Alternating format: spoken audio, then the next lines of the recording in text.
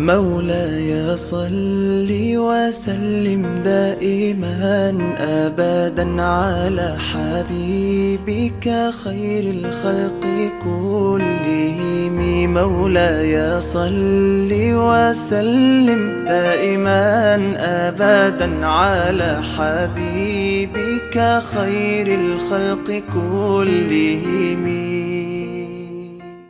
Bienvenue sur Mizan TV pour une nouvelle émission qui sera consacrée au Maoulid al-Nabawi, la célébration de la naissance du prophète, alayhi salatu wassalam. Quand au juste cette célébration a-t-elle fait son apparition? Comment célèbre-t-on exactement le Maoulid? Faut-il ou non célébrer le Maoulid al-Nabawi? Pour en discuter avec nous, nous recevons sur ce plateau Mohamed Bajrafil. Bienvenue sur Mizan TV. Salam alaikum. Je rappelle que vous êtes théologien, islamologue, docteur en linguistique. Vous êtes ambassadeur et délégué permanent de l'Union des Comores à l'UNESCO. Vous avez avant ça exercé durant de nombreuses années en tant qu'imam à la mosquée d'Ivry-sur-Seine, au sein de plusieurs institutions comme la MIF. Vous êtes essayiste, écrivain. Vous avez publié 3 ouvrages qu'on va citer. Islam de France, l'an 1, il est temps de rentrer dans le 21e siècle, aux éditions Plein Jour. Chez le même éditeur, Réveillons-nous, lettre à un jeune Français musulman. Et l'attestation de foi, la Shahada, aux éditions El-Bourak. Mortada Mohamed Ali est aussi avec nous. Bienvenue sur Mizan TV. Salam alaikum. Alors, vous êtes professeur de langue et de civilisation musulmane à l'université Paris 3, Sorbonne Nouvelle. Vous êtes également docteur en littérature arabe. Votre thèse a été publiée, je crois, aux éditions L'Harmattan. Elle s'intitule Hijaziyat al-Sharif al-Radi. Vous êtes également islamologue. Vous êtes spécialisé dans la tradition chiite. Vous êtes également diplômé en histoire et en philosophie.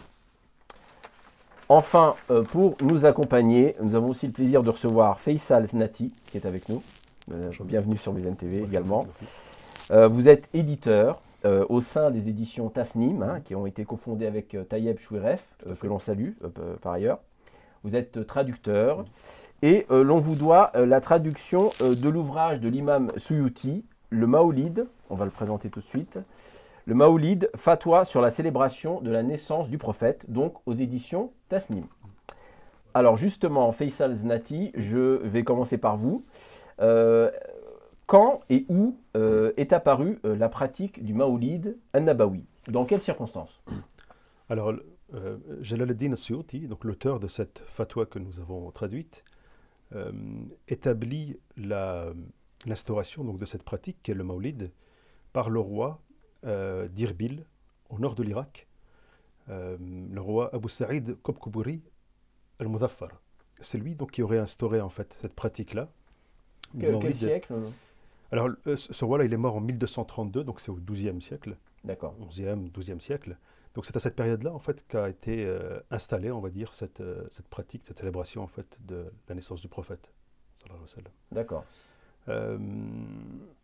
Donc voilà. Alors, des sources plus récentes, notamment l'universitaire Nicolas Kapteyn. Donc on est au 6e siècle de l'Hégire, c'est ça? C'est ça, 7e 1232, donc c'est 13e siècle du calendrier grégorien. Donc ça nous fait 6e siècle de l'Hégire. 6e, 7e siècle de donc l'Hégire. 600 ans après après l'Hégire. C'est ça, tout à fait. D'accord. Alors, il y a un chercheur contemporain, donc Nicolas Kapteyn, qui lui, en fait, a trouvé une source plus ancienne. Il a, dans ses recherches, donc, trouvé que le Malik al-Adil, qui était un gouverneur de Syrie, en fait, Bilad al-Sham à l'époque, qu'il aurait également, en fait, lui aussi, au XIIe siècle, il est mort en 1174, donc au XIIe siècle, au début du XIIe siècle, il a également, en fait, installé, en fait, cette pratique du Maoulid de manière assez, même, avec une ampleur beaucoup plus importante, en fait, que le Muzaffar, même. Alors, quelle forme prenaient ces commémorations du Maoulid? Est-ce que c'était le faste officiel, politique des pouvoirs de l'époque, ou est-ce que c'était des formes populaires? Qu'est-ce qu'on faisait en fait durant le Maoulid? Il y avait les deux, c'est-à-dire que c'était un rassemblement où il y avait à la fois les sultans, les savants, les dignitaires religieux qui étaient présents, mais également en fait le peuple. Le peuple également participait en fait à ces rassemblements.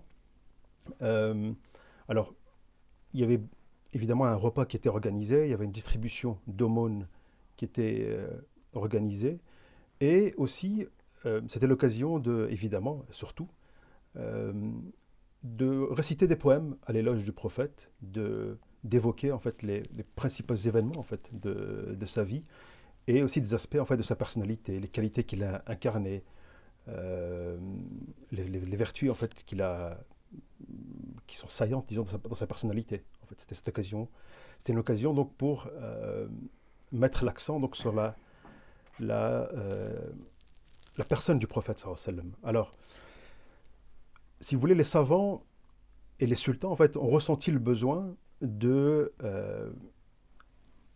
d'instituer, disons, cette pratique parce que on s'est éloigné de l'époque du prophète, que c'est 5-6 siècles après la mort du prophète. Et évidemment, avec le temps, la connaissance du prophète s'émousse, en fait, si vous voulez. La spiritualité, la foi diminuent avec le temps, c'est inévitable. Et il est nécessaire de marquer, si vous voulez, l'importance que revêt la personnalité du prophète à travers cette célébration. Donc c'était un peu cette intention-là qu'avaient les sultans et les savants de l'époque. Est-ce que ces célébrations étaient courantes dans le monde musulman ou est-ce que vous avez cité la région du Chem, c'est ça Oui. Ou est-ce que on a retrouvé ces célébrations ailleurs aussi? Oui, alors par exemple à la Mecque et à Médine, c'est ce que rapportent notamment deux grands voyageurs connus, Ibn Jubayr et Ibn Battuta. Donc, ce sont des voyageurs qui, lorsqu'ils sont passés durant leur périple à la Mecque et à Médine, ont décrit en fait ce qui se passait. Donc c'était durant le Maoulid justement. Et ils ont expliqué que on ouvrait la maison où est né le prophète sallallahu alayhi wa sallam, et également la Kaaba, et que des décorations étaient placées en fait durant ce mois béni, le mois de Rabi' al-Awwal, le mois de la naissance, qui a vu la naissance donc du prophète, et qu'il y avait donc des rassemblements qui étaient organisés où on faisait l'éloge du prophète, on récitait des poèmes, de nombreux poèmes étaient récités, et également des chants traditionnels, toujours à l'éloge du prophète sallallahu alayhi wa sallam. Et il y avait donc vraiment une communion, il y avait vraiment un partage, un esprit de partage qui régnait en fait durant ces moments, parce que c'était important comme je l'ai expliqué, en fait, de marquer, de mettre l'accent, disons, sur la personnalité du prophète, qui avec le temps, en fait, malheureusement, on oublie en fait certains aspects qui sont très importants. Alors, avant de rentrer dans la question donc du débat juridique, des arguments, faut-il célébrer ou non la question du Maoulid Nabawi, quels sont les arguments pour et contre? Peut-être, est-ce que vous avez une réaction par rapport à ce qui vient d'être dit? Est-ce que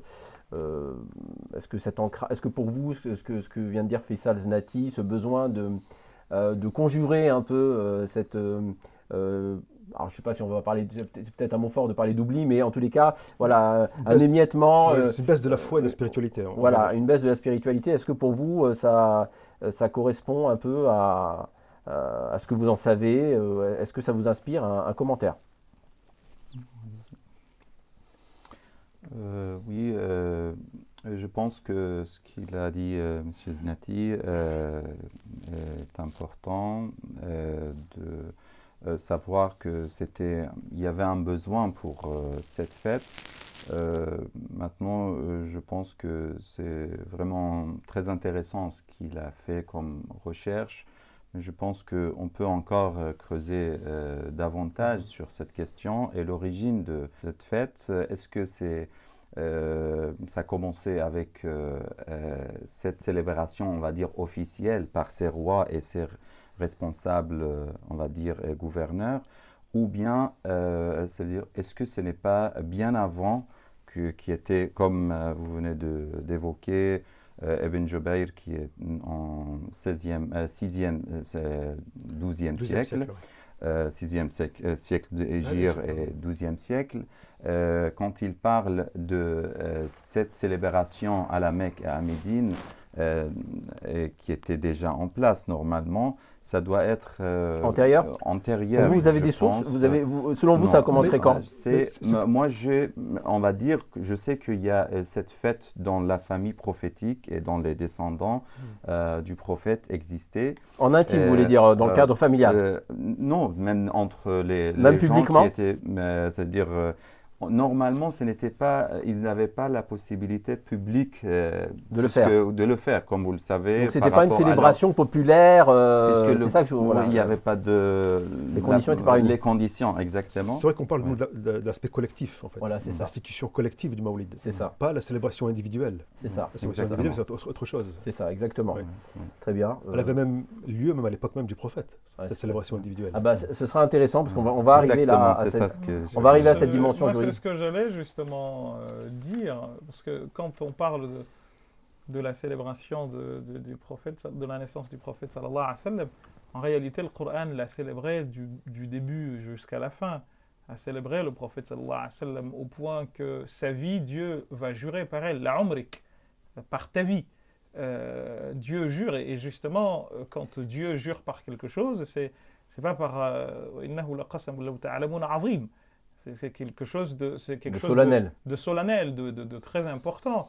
Et le prophète sallallahu alayhi wa sallam lui-même, comme le rapporte Suyuti dans la fatwa que M. Znati a traduit, il a célébré lorsque il y a un événement important lui est arrivé, il a célébré la révélation. Il y a un verset du Coran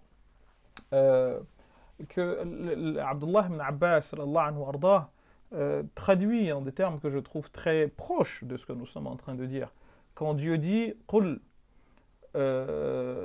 بفضل الله وبرحمته قل dit بفضل الله par les bienfaits de Dieu ورحمته فبذلك فليفرحوا هو خير مما يجمعون. Abdullah ibn Abbas dit الرحمة c'est le prophète sallallahu alayhi wa sallam. Or, il y a la miséricorde de Dieu, enfin la miséricorde plutôt. Par les bienfaits de Dieu et sa miséricorde, eh bien, par cela, qu'il se montre heureux, joyeux. C'est mieux que ce qu'il regroupe. Il dit, Rahma ici, c'est le prophète sallallahu alayhi wa sallam. Donc, il y a, en suivant ce sens-là, comme une sorte d'injonction à célébrer la naissance du prophète sallallahu alayhi wa sallam, puisqu'il y a quelque chose, comme disait Shawqi. Donc, Ahmed Shawqi, pardon. Donc, il y a comme, à travers cette manière de voir les choses, il y a comme une injonction à cela. Et d'ailleurs, on apprend plus tard que les compagnons du prophète, ils apprenaient la sira à leurs enfants exactement comme ils enseignaient le Coran. Ça, c'est une donnée aussi très importante. Ils apprenaient. Un d'eux disait كنا نعلم أبناءنا سيرة الرسول كما كنا نعلمهم القرآن. Donc, il y a une mise en lien direct entre l'enseignement de la Sira et l'enseignement du Coran. Et peut-être aussi, parce qu'en effet, tout texte a besoin d'un paratexte pour être compris. Donc, nécessairement, si on n'apprend pas la vie de celui qui a été le récipiendaire de ce message, le message, il est incompréhensible. Mais pour aller plus loin dans ce que le frère a dit, je pense qu'il y a une précision importante quand il a parlé de le Malik al-Muzaffar. Qu'on sache qui c'était. C'est le général des armées qui ont libéré Al-Quds des croisés, au temps des croisades, au temps des francs, qui avaient pris le Quds. Donc il ne faut pas non plus, parce qu'il y a des gens qui passent derrière et qui disent une chose et son contraire. Non, là on est en train de parler d'un homme dont l'apport en islam est, j'ai envie de dire, inégalé par ceux qui vont venir par la suite. Et c'était le beau-frère de Salahuddin al-Ayyubi. Et donc, cet homme-là, quand on parle de lui, j'invite nos amis spectateurs à aller lire Siyar A'lam al-Nubala de l'imam al-Zahabi et d'aller regarder, si ma mémoire est bonne, le volume 13 de Al-Bidaya wa Nihaya d'Ibn Kathir, pour qu'ils voient qui est cet homme en termes de piété, en termes comment dire, de générosité. On Alors, dit de lui qu'il était habillé très très modestement et qu'il jeûnait tout le temps Alors, et justement. qu'il faisait don à l'occasion justement de cette lorsqu'il a décidé lui, en fait, si vous voulez, d'en faire une fête populaire. Alors, on en discutait en préparant justement, on l'émission. en parle tout de suite. On en parle tout de suite, oui. Mohamed Bajrafi. Allez-y. Donc, faut-il, oui ou non, la même question revient chaque année quasiment en France en tous les cas. Faut-il ou non célébrer le Maoulid Nabawi? Quelles sont donc cette question est devenue depuis un certain temps déjà un sujet de polémique ou de divergence. Alors peut-être se plonger dans cette question. Quels sont les arguments en faveur de cette célébration, les arguments contre? Alors peut-être Faisal peut nous dire en substance quel était l'argumentaire. Peut-être pas rentrer dans tous les détails, mais de l'imam Suyuti. Après, on verra aussi l'argumentaire de ceux qui sont contre. Ils ont des arguments aussi. Donc peut-être voir. Alors, tout d'abord, il y a une justification plus ancienne en fait, de la pratique du Maoulid, qui est l'œuvre de Abu Shama al-Maqdisi, qui est mort en 1268. Le cheikh de l'imam al-Nawawi. Voilà, le maître de l'imam al-Nawawi. Et donc lui-même en fait a disons validé en fait cette pratique, et il explique que l'intention qui doit présider à la célébration du Maoulid, c'est idhar shukr, manifester sa reconnaissance pour l'envoi à l'humanité donc de cette miséricorde qu'est le prophète sallallahu alayhi wa sallam. Et c'est un argumentaire que reprend également Suyuti, le fait que, même un argument très important, le fait que c'est un devoir du croyant de manifester sa gratitude de manière générale pour les bienfaits qu'on reçoit, pour l'aide qu'on reçoit, c'est important de manifester sa gratitude. Et qui plus est, donc, pour cette grâce immense qu'est l'envoi donc, du dernier des envoyés, qui est le prophète Mohammed sallallahu alayhi wa sallam. Donc, le Maoulid, avant d'être un ensemble de pratiques, de la poésie, des chants traditionnels qui parlent du prophète, c'est aussi en fait une intention en fait qui doit présider à la pratique de cette célébration, et c'est notamment donc l'intention d'être joyeux, de rendre grâce en fait à Dieu de l'envoi donc de ce prophète. Et donc ça c'est un argument très important pour Abu Shama évidemment, qui l'a mis en évidence, mais aussi pour Suyuti et d'autres savants. Et si on s'en tient à cela, on voit que dès l'époque même du prophète, de son vivant en fait, des personnes ont eu cette attention-là. Un jour, un groupe de gens s'est réuni et le prophète est passé à côté d'eux et leur a demandé quel est l'objet de votre réunion, pourquoi est-ce que vous êtes réunis. Et ils ont répondu: Ya Rasulallah, ô envoyé de Dieu, nous sommes réunis pour glorifier Dieu, le louanger, de t'avoir en fait envoyé vers nous et de nous d'avoir révélé l'islam en fait. D'accord? Et le prophète donc répondit que je ne vous ai pas en fait posé la question pour vous accuser de quelque chose, mais c'est pour vous dire que Dieu agrée en fait votre réunion, votre majlis, et qu'il s'en vante auprès de ses anges. En fait.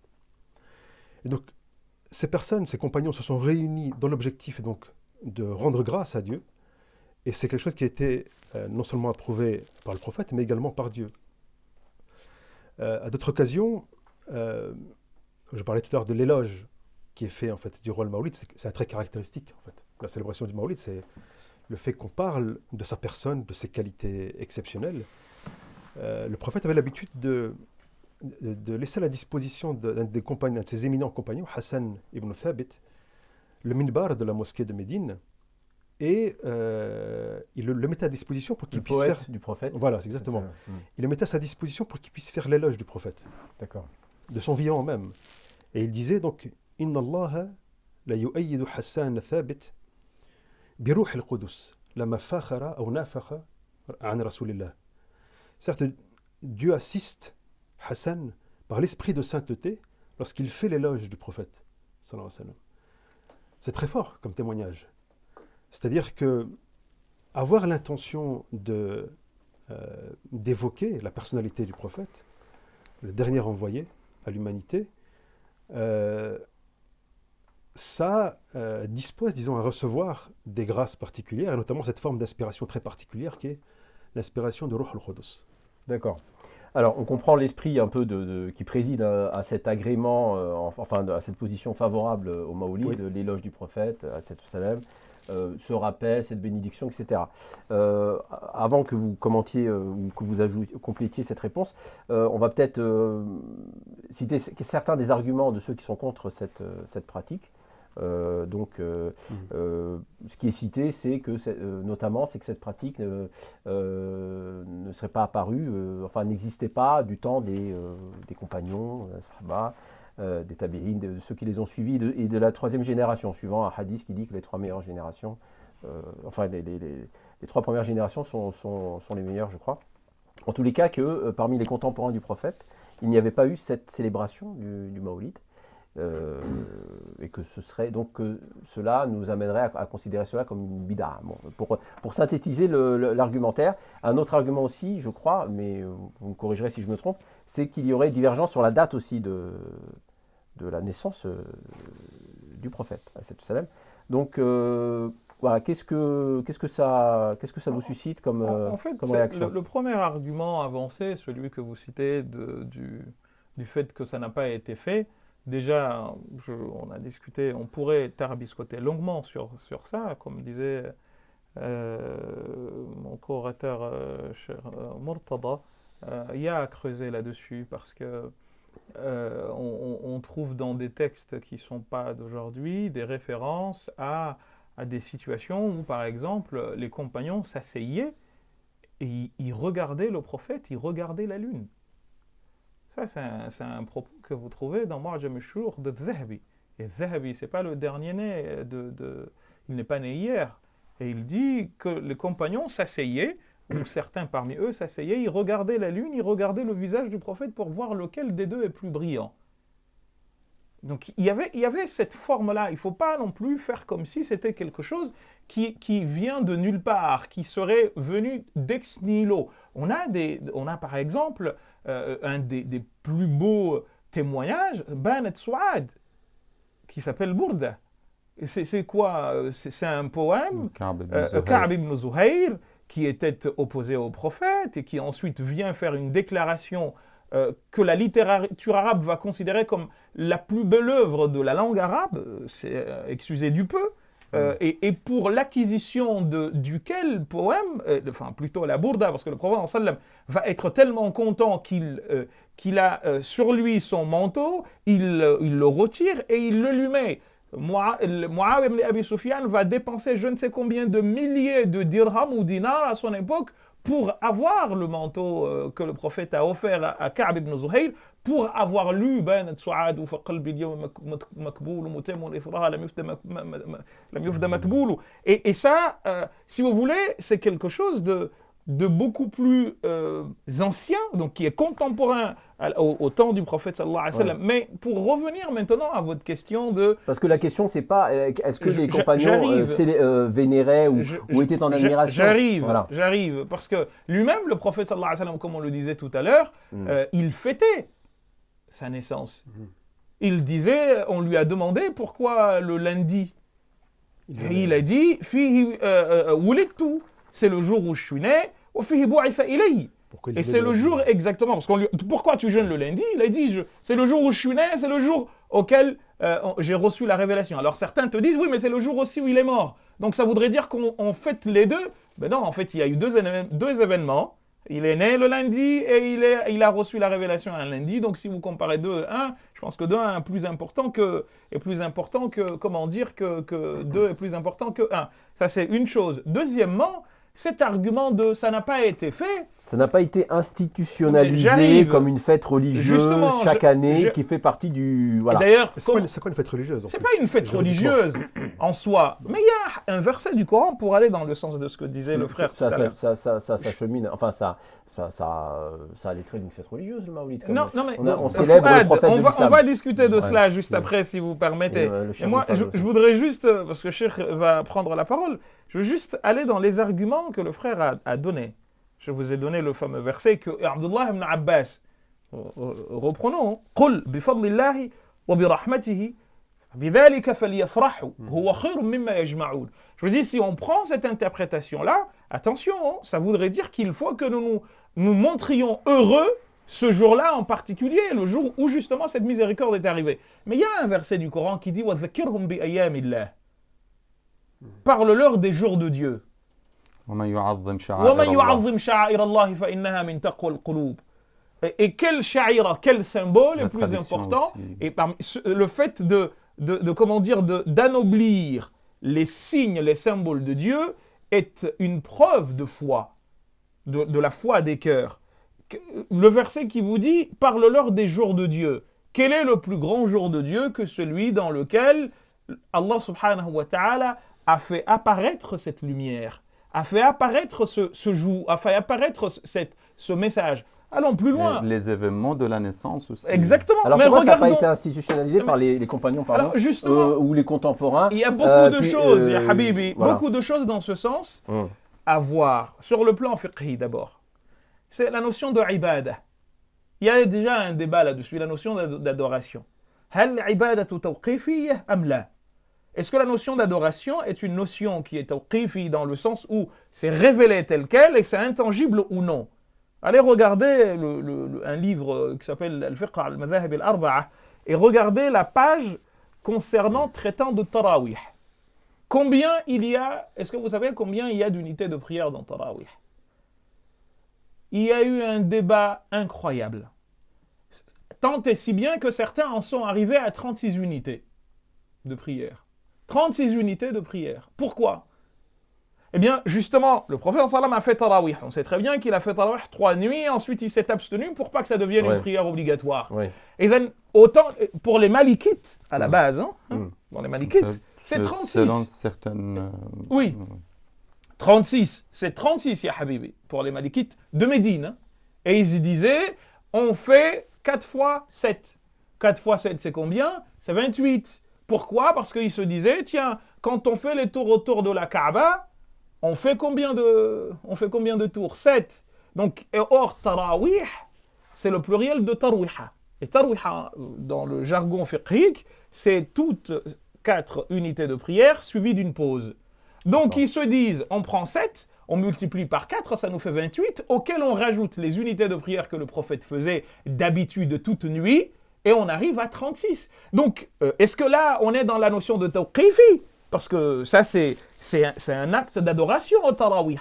Et pourtant, à Médine, j'arrive juste pour la démonstration, parce que c'est important. Je pense que l'on comprenne de quoi on parle ici, là. Parce que si on se dit, tiens, ben c'est comme ça et pas autrement, ben là, on faisait 36 unités de prière, alors qu'Omar ibn Khattab va en faire 20. Ceci juste pour dire un mot là-dessus. Pour dire que il y a un savant marocain qui s'appelait Abdallah ibn Siddiq al-Ghumari qui a écrit un bouquin qu'il a intitulé Husn al-tafahumi wa-darki fi mas'alati al-tark. Là, c'est la bonne compréhension de comment dire, de la notion de tark, le fait que ça n'a pas été fait. Et il ouvre le livre avec un poème dont le début est At-tarku laysa bihujjatin fi dinina. Le fait que le prophète n'ait pas fait une chose ou que le compagnon n'ait pas fait une chose, la yaqtadi man'an wa la ijaba. C'est pas un argument à avancer. Parce que si c'est comme ça, il y a énormément de choses qu'on ne devrait plus faire du tout, qui n'ont pas été faites par le prophète, ni par les compagnons. Il y a même des choses que le prophète ne faisait pas et que nous faisons.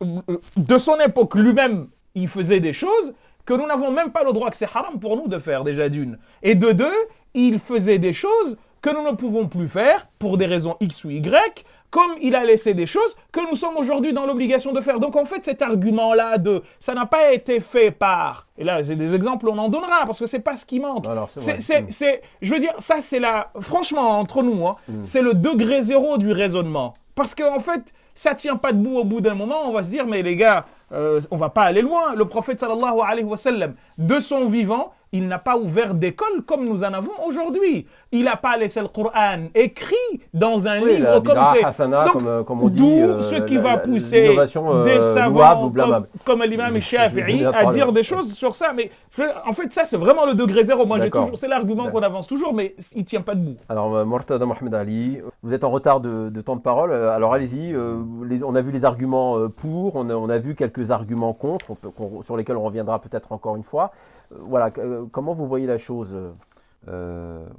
Oui, je peux confirmer ce qu'on vient d'écouter par rapport à la question et de dire que la question de ne pas avoir cette fête, ça c'est déjà, ce n'est pas sûr, comme on vient de dire, que il y avait des cérémonies, même sur la question de Wilada ou de Wafat Rasoul, comme sallallahu alayhi wa sallam, comme il vient de dire Cheikh Mohammed, que par exemple par rapport à Yom al-Ithnain, cette question, aujourd'hui on peut poser la même question. Est-ce qu'on a bien célébré, par exemple, le jour du décès du prophète, sallallahu alayhi wa sallam? Non, c'est pas, même jusqu'aujourd'hui, on n'a pas cette habitude, on a l'habitude dans peut-être certaines communautés musulmanes de faire cette cérémonie, mais pas chez tout le monde. Cela ne veut pas dire que il n'y a pas de... Ça veut dire que cet événement n'est pas... et cela, est-ce qu'on peut dire que c'est interdit d'être heureux et de fêter la naissance d'une telle personne, comme il a dit Monsieur Faisal, par rapport à la reconnaissance, par rapport à la fidélité, par rapport à... pour louer le prophète qui nous a tout donné, c'est grâce à lui qu'on a tout ce qu'on a. Et est-ce que c'est pas, comme le prophète lui-même dit, qui est même rapporté par le Tirmidhi, Ahibbouni bihubbillah, ça veut dire quand ça veut dire c'est une adoration d'aimer le prophète sallallahu alayhi wa sallam. C'est une adoration c'est pas seulement de suivre le prophète. On peut pas suivre le prophète si on ne l'aime pas.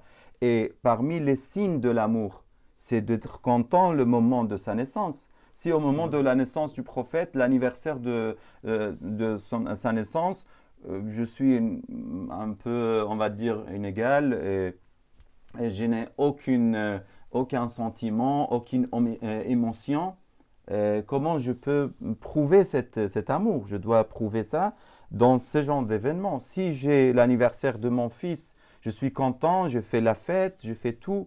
Et le moment de l'anniversaire de mon prophète, je commence à dire est-ce que c'est halal, est-ce que c'est pas halal? Et la question de licite ou illicite, il y a aussi le mubahat, comme on sait dans la religion, que l'asal fait l'ibaha, ça veut dire d'être permis. La règle, l'autorisation. L'autorisation, tout est autorisé, sauf si c'est contre la religion. Oui, la question de bid'a, si vous me permettez. Pas dans les ibadat, voilà. Oui, bid'a, c'est dans l'ibadat, parce que même pour le bid'a, il y a le bid'a, ça veut dire il y a le sens, on dit l'orawi, innovation, exactement, innovation. L'orawi ou istilahi, c'est-à-dire littéral ou commun, ou sens doctrinal, on va dire. Et dans ce sens-là, oui, l'ibada, on ne peut pas dire que telle action est ibada, une nouvelle ibada, sauf si dans les règles ou la loi islamique, on voit que, par exemple, le fait de se rassembler pour faire, par exemple, pour faire plaisir à nos frères, ça, est-ce que c'est interdit? Est-ce que c'est makrouh? Est-ce que c'est mustahab? Normalement, c'est mustahab, c'est recommandé de se rassembler pour faire une fête, par exemple, pour parler de la religion. Et c'est ce qu'on fait dans les mawlid. Après, Ibn al-Hajj, on voit, il y a des choses qu'on peut poser les questions qui étaient même bien postérieures. Ça veut dire ils étaient en 13e, 14e siècle. Ibn al-Hajj. En 14e siècle, il commence à mettre un peu ça veut dire d'interrogations sur la question et des interrogations qui ne sont pas directement liées à la fête elle-même. C'est-à-dire, qu'est-ce qu'on fait dans la fête Après, Donc s'il y a le comment de la célébration et Le pas, comment, et pas oui. la célébration elle-même. Oui, après, pour le comment, ils peuvent nous témoigner. Donc pour vous, ceux qui disent, ceux qui tiennent comme argument de se dire, eh bien très bien, si c'est la bonne intention qui prime, on peut créer toutes sortes d'événements, de célébrations, les institutionnaliser, etc. Et que ça pourrait être une forme d'anarchie. Pour vous, cet argument, il ne tient pas, quoi. Oui, non, parce que ici, c'est ça la question. Par exemple, nous, dans l'école juridique de Ja'farite, de chiite d'Ahl-el-Bayt, par exemple, on pense que pour la prière, pour dire, puisqu'il a parlé et évoqué la question de Salat al-Tarawih. Par exemple, pour nous, Salat al-Tarawih n'est pas acceptable. Pourquoi? Parce que pour nous, on n'a pas pris la version que le prophète lui-même, il avait fait ça. Si on prouve ça, ce sera autre chose. Mais pour nous, cette version n'est pas très confirmée, on va dire. C'est pour ça, Salat al-Tarawih, on dit que ce n'est pas, ça veut dire on ne le fait pas, puisqu'on ne peut pas faire une nouvelle, comme innovation, c'est ça, innovation dans l'adoration. Mais ici, on ne parle pas de... Ici, il n'y a pas... Ça veut dire... C'est pas une prière, quoi. C'est pas une prière. C'est une fête. Mais après, c'est une fête, même de faire une fête, on vient de dire, c'est mubah. Et si on fait une fête avec des actions, comme, ça veut dire des adorations, comme faire plaisir aux gens, même c'est une sorte d'adoration. C'est-à-dire de donner à manger aux frères et aux familles et aux gens en général, à tout le monde, à tous les pauvres. Et c'est ce qu'ils faisaient les gens, et c'est ce qu'ils font. Le fait de s'asseoir et de lire le Coran, ça c'est cette assemblée, ce n'est plus une assemblée, seulement une fête normale. Et surtout quand on prouve l'amour pour le prophète, comme sallallahu alayhi wa sallam, comme il disait, Cheikh, par rapport à « Wa man yu'azzim sha'a'ir Allah » et les autres versets coraniques qui nous incitent pour prouver l'amour pour le prophète. Si je ne peux pas prouver mon amour pour la naissance du prophète et pour le décès du prophète, où je peux montrer et prouver mon amour pour lui? C'est ça, c'est le moment pour le faire. D'accord. Alors, pour un dernier mot sur cette question et pour aborder la suite de l'émission, je crois que vous vouliez ajouter quelque chose sur la position de l'imam al-Suyuti dans sa fatwa. Alors, oui, donc Suyuti, en fait, effectivement, il a conscience que c'est une pratique tardive, l'institution de ce Mawlid. Et donc, tout son argumentaire, disons, en substance, va tourner sur le fait de définir d'abord ce que c'est une innovation, une bid'a. Il va s'appuyer en cela sur la définition que donne l'imam al-Nawawi, mais également, en fait, sur des autorités comme l'Izz ibn Abd al-Salam, qui était surnommé, en fait, le sultan des savants, le sultan des ulama. Et ces savants, en fait, distinguent deux types d'innovation. L'innovation louable et l'innovation blâmable. Et il explique que l'innovation louable, c'est celle qui est conforme à l'esprit de la loi musulmane. Bid'a hasana. Voilà. Le bid'a hasana, c'est celle qui est conforme donc à la charia, en fait, à la loi musulmane et aux préceptes coraniques.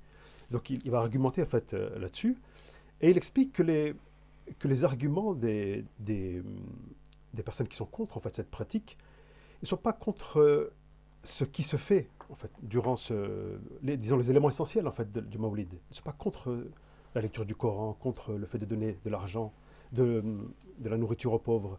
Ils sont plutôt contre en fait des dérives qui peuvent se produire occasionnellement en fait, comme par exemple le fait qu'il y ait des danses, qu'il y ait une trop grande proximité entre les hommes et les femmes. Des dérives ou des excès dans les formes de célébration, c'est ça que vous voulez dire? Alors, tout à fait. Il cite en fait les arguments que tiennent les personnes qui sont contre la pratique du Mawlid. Et ce qui revient, c'est surtout ça en fait, surtout les dérives qui se produisent, on va dire, à la périphérie en fait de ces réunions-là, si vous voulez. Et au final, donc c'est ça en fait qui les dérange plus que la lecture du Coran, la distribution de la nourriture, le fait de faire l'éloge du prophète. Ça, au contraire, il accepte. En fait. Donc que ce soit plutôt associé, que ces célébrations, les aspects positifs de ces célébrations soient associés à certaines pratiques qui contreviendraient selon eux à l'éthique musulmane. Voilà. Et Suyuti répond qu'on ne peut pas interdire une pratique aussi noble par des choses qui peuvent se produire, en fait, qui sont effectivement pas permises. c'est comme si en fait on interdisait, on interdisait par exemple le tarawih parce qu'il y a des éléments en fait irréguliers qui se passent durant le tarawih. Ou bien qu'on interdisait le hajj, on interdirait le hajj, le pèlerinage, parce qu'il y a des choses, il y a des vols qui sont commis ou je ne sais quoi d'autre. Vous D'accord. voyez? D'accord. C'est un peu ça en fait. Donc la raison principale de la pratique de ce Mawlid, c'est essentiellement donc manifester sa gratitude, sa joie en fait pour la venue du prophète. Et ça évidemment, il n'y a personne qui peut être contre ça. Mohamed Bajrafil, est-ce que parmi les sommités de la tradition islamique au niveau des savants, des théologiens, des fuqaha, est-ce qu'on a des noms connus de personnes qui se seraient justement opposées dans des avis juridiques à cette célébration du Mawlid ou pas? Alors, chers amis, c'est une des questions qui m'a, depuis bientôt plus de 20 ans, toujours taraudé l'esprit. Je ne connais personne, mes connaissances sont très limitées, avant 1900, qui ait parlé de ça. Peut-être Ibn Taymiyyah, et Ibn Taymiyyah, il a عنده تناقضات ككل عبقري, comme tout génie d'ailleurs. Il y a dans Iqtida' as-Sirat al-Mustaqim, il dit des choses positives à l'endroit de ceux qui célèbrent, et ailleurs, comme Minhaj as-Sunnah, etc., il dit le contraire. Mais à part lui... Donc il n'a pas une position il unanime. Il n'a pas une position fixe. Il a deux avis qui se... À part lui, avant 1900, je demande aux amis de nous trouver quelqu'un, parce que c'est assez marrant, j'ai même vu des gens qui ont fait des comparatifs. Il n'y a pas 5 savants. Vous vous rendez compte, en fait, c'est d'une gravité incroyable. Et tout ce tintamarre ne repose pas sur autre chose que maximum 5-6 savants depuis 1900 jusqu'à maintenant. Mais avant, vous ne trouvez personne. Il y a donc des contemporains, pas des... Exactement. Vous ne trouvez pas personne. De salaf, pour reprendre l'expression. Walou, rien du tout. Et ça, c'est assez marrant déjà de ce point de vue-là. Ça, c'est la première chose. Deuxième chose, comme le frère Faisal l'a dit, quand on regarde les savants qui se sont opposés à la célébration de Mawlid, c'est sur la base de ce qu'on appelle en usul al-fiqh, notamment chez les malikites, sadd al-dhara'i'. C'est qu'on empêche une chose, ce qu'on appelle tahrim lil-ghayr. C'est qu'on interdit une chose en raison, une chose halal qui est interdite, en raison d'une chose qui est susceptible de conduire à. Par exemple, on va interdire la vente d'un couteau quand on sait que la personne va s'en servir pour tuer quelqu'un, alors qu'à la base, c'est halal de vendre un couteau. Mais quand on sait l'usage qui va en être fait, si c'est un usage de meurtre ou de vol, ben là... Donc c'est circonstanciel. C'est circonstanciel, ce qui va d'ailleurs pousser un savant shafi'ite qui s'appelle Ibn Hajar al-Haythami, le muhaqqiq al-Haythami, muhaqqiq al-Madhab, qui est mort en 974 de l'Hégire, dans un livre à lui intitulé Fatawa Hadithiyya. Il a un chapitre qu'il a intitulé Bab ma yusqatu bihi al-Mawlid wa al-Tarawih. Chapitre traitant de ce par quoi on abolit ou on abroge, on interdit le Tarawih et le Mawalid. Et lui, il est pro-Mawlid à 100%. Mais il dit, si, l'exemple a été donné par le frère, si ça va, l'occasion de Tarawih ou de Mawlid va entraîner comment dire, des rencontres non permises. Il y aura des effets pervers, quoi. Exactement. Et bien là, on laisse Tarawih et on laisse le Mawlid. Parce qu'on est encore une fois dans cette dhara'i'. On veut empêcher que ça n'arrive. Mais en réalité, trouver quelqu'un, parce qu'il faut que ce soit compris aussi, qui, parmi les grands noms de l'islam, qui va dire le fait de célébrer le Mawlid al-Nabawi est haram, entre nous, soyons sérieux une seconde, si on se classe seulement sur le niveau scientifique, ça n'existe pas. Je veux dire, il faut avoir l'honnêteté. Moi, c'est ce qui me tue dans tout cela. C'est qu'il faut avoir l'honnêteté intellectuelle de dire les choses. Moi, je ne suis pas embêté que des gens disent que ça ne se fait pas. Mais Mais c'est le fait de l'interdire à tout le monde, quoi. bah, au-delà de ça, c'est que en fait, celui qui le fait est montré du doigt, comme si c'était lui Un qui innovateur, sortait, exactement, ouais. comme si c'était lui qui sortait de l'ordinaire. Alors qu'en réalité, à la lumière de ce que nous venons de voir, et il suffit encore une fois de parcourir les livres d'histoire et de fiqh de toutes les écoles, toutes écoles confondues, parce que pour le coup, là, vous n'aurez pas de différence chez les tels ou plus que... Non, parcourez toutes les écoles, y compris Hanbalites. Parcourez toutes les écoles et vous allez voir que les grands noms que nous connaissons de l'islam, eh bien, la plupart d'entre eux, soit se sont prononcés pour, soit ils n'ont rien dit, soit ils ont écrit des livres de Mawlid. Tout à l'heure, on parlait de Al-Hafiz Abu Shama, le professeur de l'imam Al-Nawawi, mais vous entendez parler d'Al-Iraqi, le professeur de Al-Hajar Al-Asqalani, il a un Mawlid. Le Mufassir Ibn Kathir, il a un livre de Mawlid. Et je vais aller même plus loin. Donc toutes les références citées par les courants contemporains, Oui. pour ne pas dire le courant contemporain qui, disons, milite pour l'interdiction Oui. du Maoulid, les références de ce courant-là, Oui. c'est Ibn Kathir, Oui. alors Nabawi, l'imam mais Nawawi, sans aucun l'imam problème. Nawawi, alors, c'est pas forcément que de ce courant-là, Oui. mais donc tous ces anciennes références étaient favorables au Maoulid. c'est ce que vous dites. Quasi unanimement. Je vous dis, c'est difficile de trouver une voix discordante.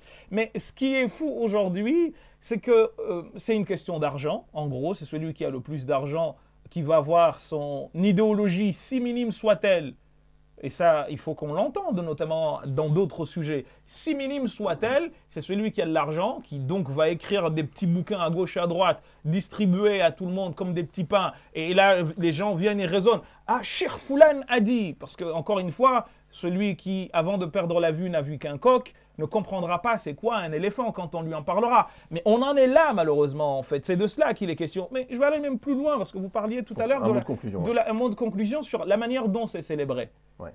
Cheikh Murtada, en échangeant, il me disait, Mohamed, il faudrait que qu'on dise comment c'est fait. Moi, je vais vous parler des Comores. Et tous les jeudis, en dehors même du mois de Maulid, Maoulid, ouais. on récite la sira du prophète sallallahu alayhi wa sallam, Donc, la biographie du prophète, et cela dans Shifa bi Ta'rif al Mustafa al-Qadi Iyad, ce serait une pratique d'Abdullah ibn Omar. Mais laissons ça de côté. Et c'est quoi le but, en fait, de tout cela? Ça revient à ce que je vous ai dit au début. À savoir que on voulait initier tout le monde, notamment les enfants, à la sira du prophète et à l'amour du prophète. Moi, je me rappelle que petit, quand on récitait Amin tadhakkuri jiranin bidhi salamin mazajta dam'an jara min muqlatin bidami, c'est, je pense, une des toutes premières choses qui m'ait fait pleurer de ma vie. La manière dont on disait cela, parce que à 5-6 ans, tu ne comprends pas trop, voire rien du tout, mais la manière de dire Amin tadhakkuri jiranin bidhi salami, ça m'a toujours fait pleurer. Petit, je ne comprenais rien du tout. Mais, et avec ça, l'émotion que cela procurait. Et on grandissait dans les écoles avec donc la récitation de la sira du prophète par le Mawlid al-Barzanji. On avait 2 ou 3 types de Mawlid. Il y avait le Mawlid al-Barzanji, il y avait le Simt al-Durar d'un monsieur qui s'appelle Ali Zayn al-Abidin al-Habashi pour la confrérie Ba'alawiya à laquelle nous autres avons été initiés. Et vous avez une autre qui s'appelait Al-Minha al-Aliyya. Et quand on récitait cela, le but c'était quoi? C'était de connaître la vie du prophète sallallahu alayhi wa sallam. Et tout le monde, j'ai rarement vu, et je tiens à le mentionner, j'ai rarement vu un peuple entier connaître autant. Alors peut-être que c'était pas traduit, les gens ne comprenaient pas. Mais je n'ai jamais vu de ma vie, et je le dis ici en toute sincérité, je n'ai jamais vu un peuple qui va, comme ça, d'une voix, connaître la sira du prophète sallallahu alayhi wa sallam du début jusqu'à la fin. Et en fait, c'était quoi? C'était justement à l'occasion de Mawlid al-Nabawi, parce que tout le mois, il n'y a pas de musique, il n'y a rien. On va donc c'est de un ville moment en ville, de transmission. Et ça, aujourd'hui, revivification de la sunna, finalement. Aujourd'hui, les personnes qui ouais. nous disent, exactement, les personnes qui nous disent de ne pas faire, moi je leur dis en fait, c'était une méthode pédagogique. Et cette méthode pédagogique, comme vous êtes venus tout casser, bah allez-y les amis, reconstituez en fait. Allez, trouvez autre chose. Proposez une autre alternative. Je m'arrête vraiment là-dessus, Habibi. Je dis tout le temps, prenez n'importe quel savant du monde musulman, n'importe lequel. Mettez-le en face d'un Comorien. Et demandez aux savants, là vous en avez deux là, demandez-leur comment s'appelle, quelle est l'ascendance du prophète. Fouad. Mais sans rigoler, hein. Là il y a Cheikh Murtada, vous avez le frère Faisal. Je sais très bien qu'ils connaissent l'ascendance du prophète. Mais la dire aussi facilement, le Comorien, il les mettrait à l'amende. Pourquoi? Pour une raison tout simple, hein, en fait. Hein. C'est pas qu'eux, ils ne le savent pas. Non, ils la savent. Ils la connaissent mieux que lui. Mais il y avait dans le Mawlid al-Barzanji, le chapitre 2, que eux, ils appellent Waba'adou, parce que le premier s'appelle Waba'adou, le premier mot. Waba'adou fa'aqulu huwa sayyiduna Muhammad. Ben, en fait, le poème va وبعد فأقول هو سيدنا محمد ابن عبد الله ابن عبد المطلب واسمه شيبة الحمد حمدت خصاله السنية ابن هاشم واسمه عمرو بن عبد الناف. Donc lui, tous les jeudis ou tout le mois de Mawlid, il a ça, il entend. C'est répété, et ça devient mnémotechnique. Et c'est là où malheureusement les gens ne comprennent pas que au-delà de tout ça, tu ne peux aimer que celui que tu connais.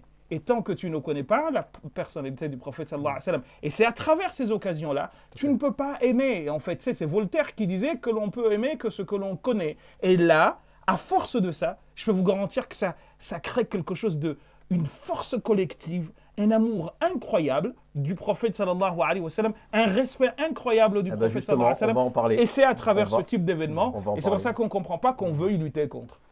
يا نبي سلام عليك